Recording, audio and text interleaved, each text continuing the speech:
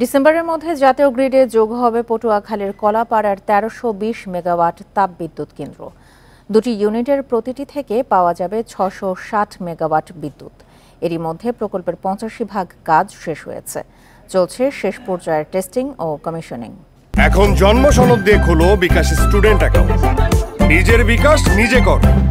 পটুয়াখালীর কলাপাড়া লোন্দা গ্রামে দ্রুত গতিতে চলছে ১৩২০ মেগাওয়াট তাপবিদ্যুৎ কেন্দ্রের শেষ মুহূর্তের কাজ। এরই মধ্যে চুল্লি, বয়লার, টারবাইন ও জেনারেটর বসানো হয়েছে।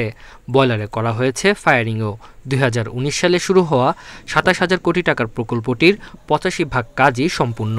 গত ৬ জুন থেকে আমরা প্রক্রিয়াটা শুরু করি এবং আপনারা দেখবেন যে আমাদের চিমনি থেকে ধোঁয়া বেরোচ্ছে। দ্যাট মিনস এটা হচ্ছে বয়লার ইগনিশনের পরে যে এক্সজস্টটা যাচ্ছে। অপারেশনের জন্য আমাদের পুরো সিস্টেমটাই আমরা বলতে পারি রেডি। জাতীয় গ্রিডে বিদ্যুৎ সরবরাহের লক্ষ্যে পাশের আমতলী উপজেলায় বসানো হয়েছে সুইচিং স্টেশন, যার ৯২% কাজ শেষ। টানা হয়েছে ২০ কিলোমিটার দীর্ঘ ৪০০ কেভি ডাবল সার্কিট সঞ্চালন line. 400 KV double circuit power evacuation line এর সাথে আমরা একটি সুইচিং স্টেশনও করেছি 400 কেভি, যেটা পিজিসিবিকে আমরা হ্যান্ডওভার করে দেব। এই 400 কেভি সুইচিং স্টেশনটা আমতলীতে আছে, সেটার এখন টেস্টিং কমিশনিং চলছে। সেটার ৯২% কাজ কমপ্লিট হয়ে গেছে।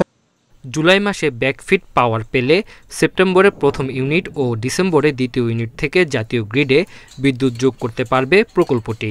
শেষ পর্যায়ের কিছু টেস্টিং এবং কমিশনিং কাজ ওখানে চলমান আছে। এই কাজগুলি শেষ হওয়ার পরে আমরা আশা করছি জুলাই মাসের মধ্যে ব্যাকফিট পাওয়ার পাবো।